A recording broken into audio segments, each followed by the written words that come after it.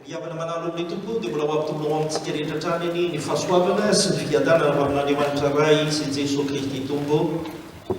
Amen. Hoy ny Hebreo 3:5 riavana anio raha iaino ny feony ianareo aza manamafy ny fonareo tahaka ny tamin'ny fahasoavana. Raha nataona ny tompontsika riavana iainan'ny fiangonana dia manomboka androany ny atao hoe karemy. Raha fitinina ny anasan'ny tompo amintsika amin'izany karemy izany riavana dia tsotra ihany.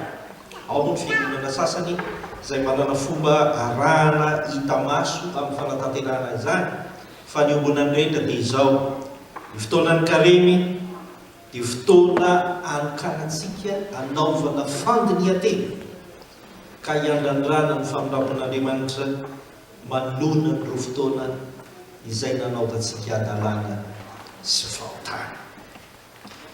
Ny fotoana ny karemy dia fotoana anomanantsika ny Pasika riavana, izany hoe mba ho madio tsy ho misy pentina isika ary avy nandiny tena sy mandray ny famindrapon'Andriamanitra rehefa tonga ny Pasika ao aorianan'izany karemy izany. Ka tadidio riavako fa tena fotoana lehibe tokoa eo amin'ny fiainantsika kristiana izany atao hoe karemy izany. Ny rarina dia aoka sy amandiny teny tsika rehetra ka hifona sy hiaika izany fahazoantsika izany eo anatrehan'ny tompo, satria tsarovy riavana fa tombony izay nomen'Andriamanitra antsika ny ahafahantsika miatrika izany karemy izany mandritra ny alahady vitsivitsy, herinandro vitsivitsy melohan'ny Pasika tahaka an'izao. Araka ny efa nahalalantsika azy ihany koa anefa riavana dia aoka ho fantatsika tsara fa ny loha hevitra ambanintsika ao anatin'izao volana febroary izao dia manao hoe miainoa ny tenin'ny tompo. Ary dia mazava ho azy fa raha atambantsika ireo ny fotoanan'ny karemy, fandinihan-tena sy ny fiainoantsika ny tenin'Andriamanitra dia mipetraka ho azy ny fanontaniana manao hoe ahoana marina ny moa izany fandinihan-tena amin'ny alalan'ny fiainoana ny tenin'ny tompo izany. Ahoana marina ary izany kristianina mandiny tena ao anatin'ny karemy ka miaino ny tenin'ny tompo izany. Tsy hankalavitra isika riavana fandeha ny 5:20 amin'ny Hebreo 3:3 no raisitsika zavakina amin'ny anaran'ny tompo manao hoe anio raha iaino ny feony anareo aza manamafy ny fonareo tahaka ny tamin'ny fahasoavana. Riavako malalo amin'ny tompo, rehefa mandiny tena isika ao anatin'izao karemy izao ka miaino ny tenin'ny tompo dia izao ny voalohany lazain'ny tompo aminao dia izao: miainoa ny tenin'ny tompo ary aza manamafy ny fonao tsony, tsy handray azy. Miainoa ny tenin'ny tompo ary aza manamafy ny fonao tsony, tsy handray azy. Raha mahatsikaritsika riavana ka namaky ny Hebreo 3:3 ny 7 hatramin'ny 5:5 izay perekopantsika tamin'ny teny ity dia ho tsapantsika tsara fa miverina indroa zany eo amin'ny 7 sy ny 9 dia naveriny ray eo amin'ny 5:10 izay itolatsika ny tenin'Andriamanitra ny teny ity.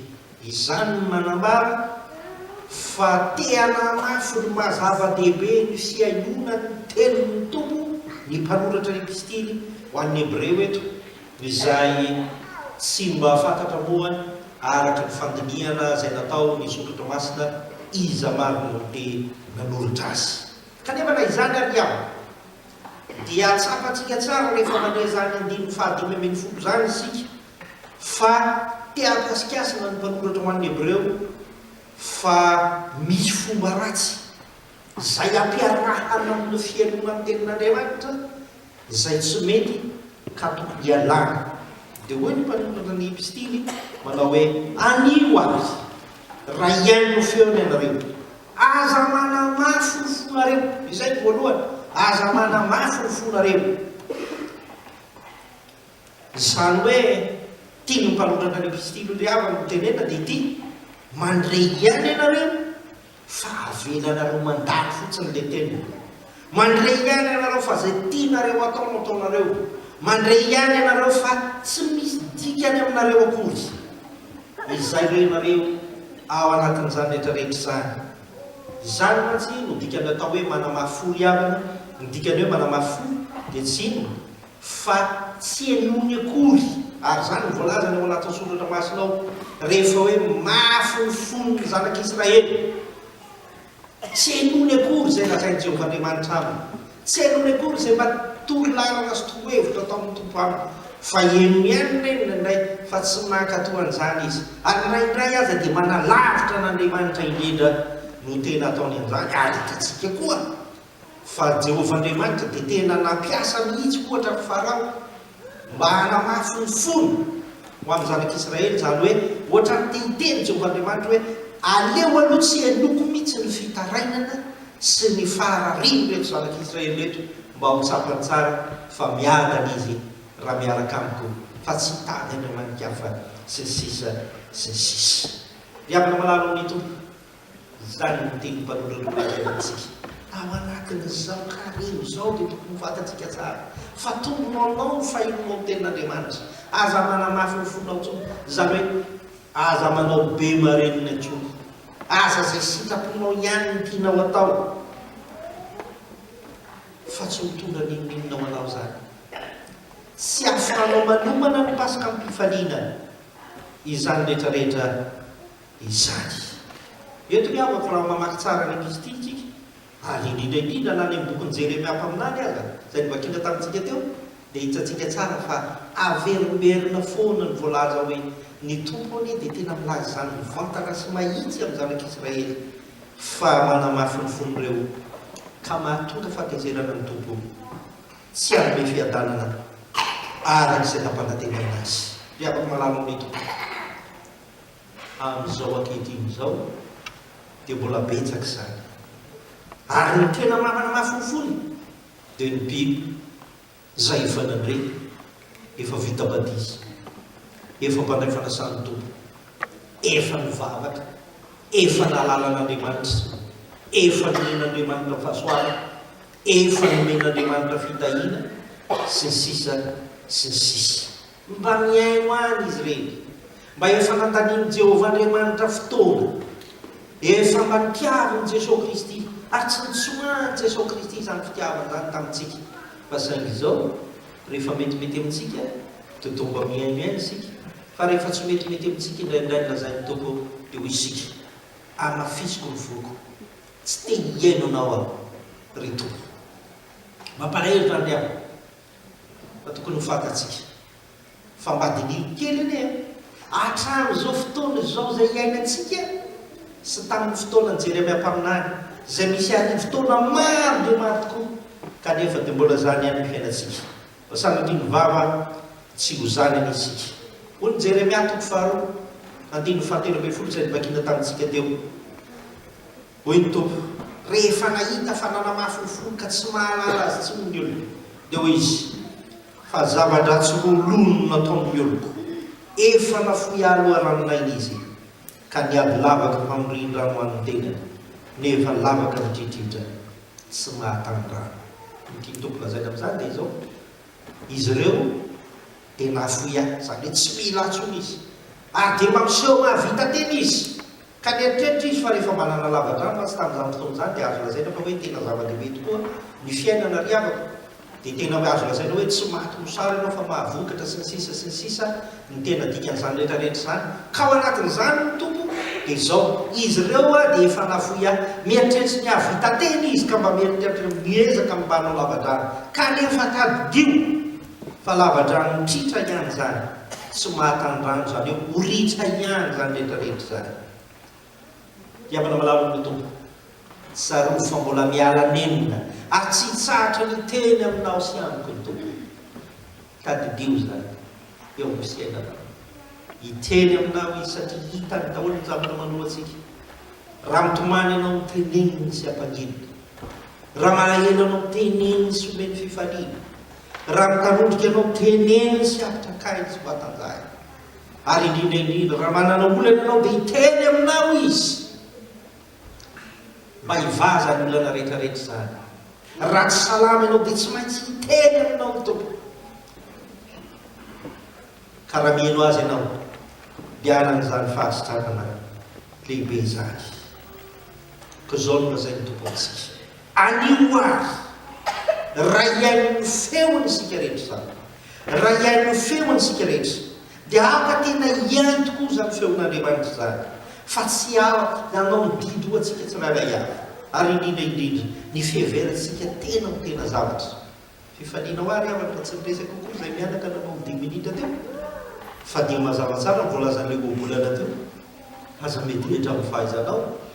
Zany anie le endriky mididy hoe za manao an'izao, tsisy an'izao, ny fahaizako ny natoa takan'izao, sy tsy zany ny takin'Andriamanitra amintsika.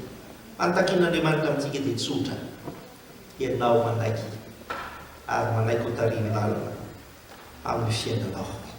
Hoy isika fandinitenany karaha raha mba misy fotoana andinianao ny tenin'Andriamanitra dia adinio anatin'izao karema izao hoe tena niaino ny tompo tokoa aby, sa nanamafy ny foko tamin'izay rehetra rehetra izay.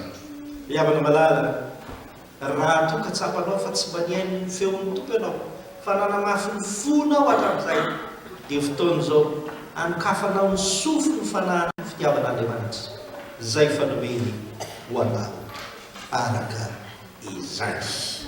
Havana malala, iaraha malala ny ati-penana izay misy amin'izao fotoan'izao, iaraha malala ny fisehoan-javatra maro izay mahatonga antsika ho sahiran-tsaina, fa toa miova avokoa ny fiainana rehetra, miova ny toetrandro, miova ny fomba fiaina, miova ny toe-tsaina sy ny sisa sy ny sisa. Izany rehetrarehetra izany dia tadidio fa sakana mety hitaona antsika rehetra hanamafy ny fotsika, tsy iaino ny feon'Andriamanitra intsony, fa hampiandridray izany feon'Andriamanitra izany, mahatonga antsika mitafiditra lalina ao anatin'ny lavaky ny fahotana, ka tsy mahatonga antsika atsiary marina izany fitiavan'Andriamanitra atsika izany. Tadidio ny avana fa mbola mandre ny tompo isika, ary ao anatin'izany dia tiany tompo andray fahasoavana amin'ny fahasoavana isan'andro isan'andro isika eo amin'ny fiainantsika. Aoka tsy isika no iatefan'ny tenin'ny tompo tahaka ny zanak'Israely manao hoe ary nitondra anareo hiditra ho any amin'ny tany tena mahavokatra, mba hinananareo ny vokatra sy zavatra tsara eo amin'ny kanjo no nitafiditra anareo dia nilotonareo ny taniko. Araka ny Jeremia 3:7. Indrindra dia izao nitenenika ianareo, meko fahasoavana ianareo, isan'andro isan'andro ianao amin'ny fo, isan'andro isan'andro eo amin'ny fiainanao dia meko izany fifaliana sy fahasoavana izany. Nandro izao kosa rehefa niraisinao izany, tsy noenonao tsoniany fa nanao izay tianao atao ianao, mba tsy ho zany anitsika, mba tsy ho isan'ilay manamafy fo fa ho mpiaino mankatoa ary tsy miala amin'ny tompo eo amin'ny fiainantsika, satria izany ny dikan'izao karena izao. Izay ny voalohany avy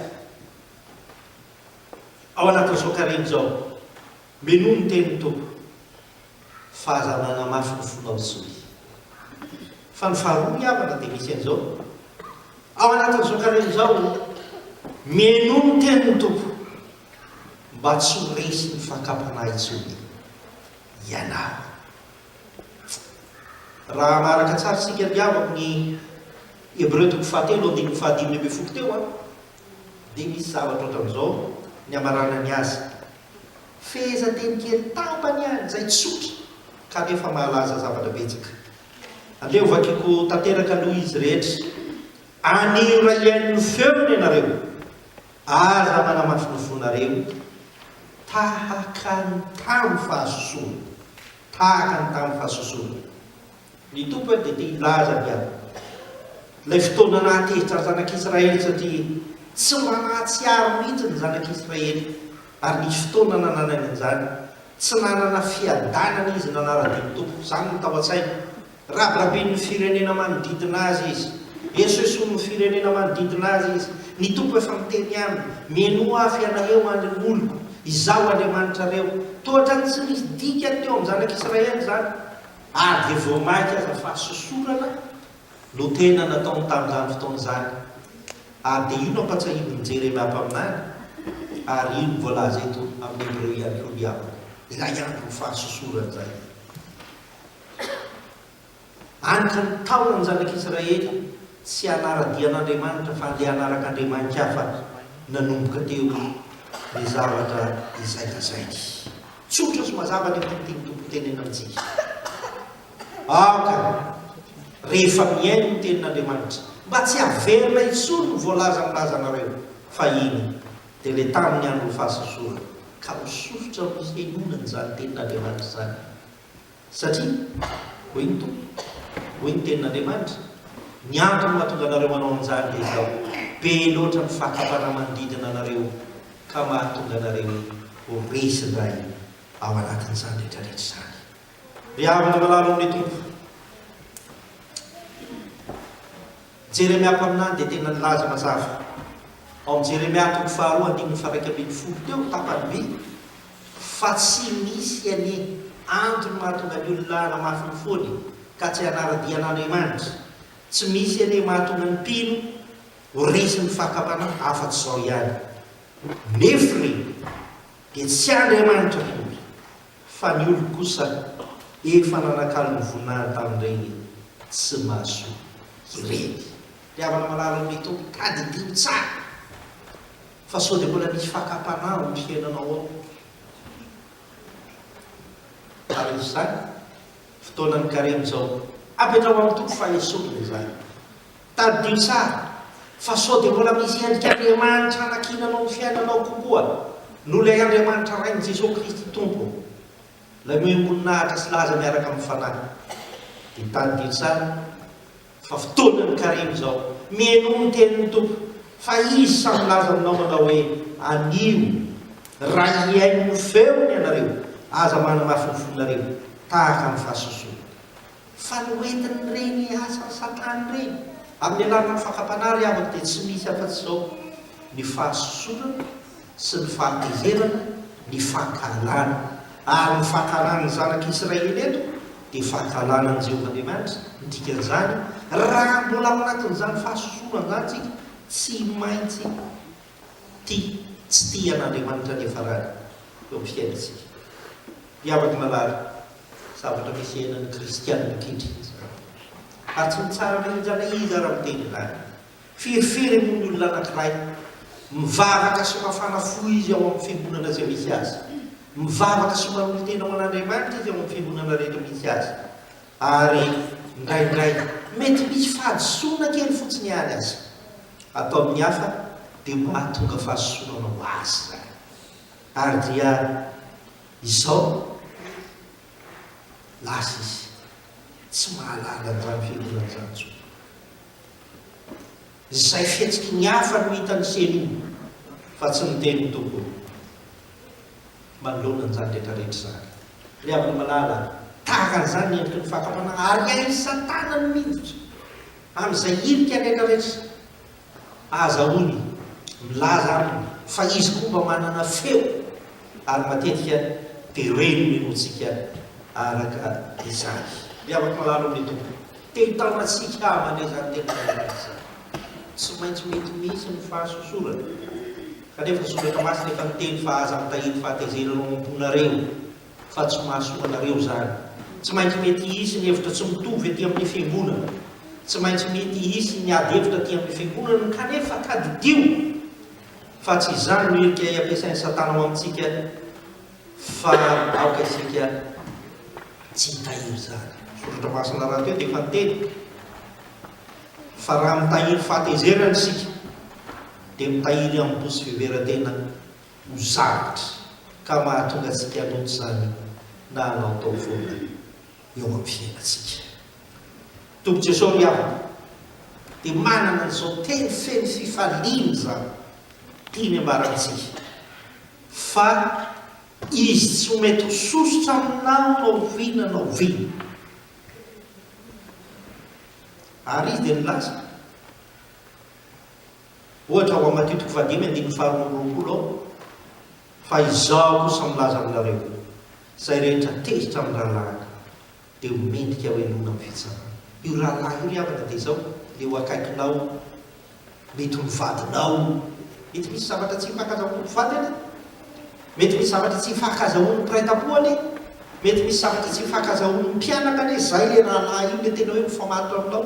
Mety misy zavatra tsy hifankazahoan'ny mpiray fiasana, mety misy zavatra tsy hifankazahoantsika mpiray fiarahamonina, mety misy zavatra tsy hifankazahoan'ny mpiray fiangonana. Kanefa zany rehetrarehetra zany rehefa mandren'ny tompo ianao dia ho foana sy ho miala avokoa izany rehetrarehetra zany. Tsy resy ny fahakampanantsika.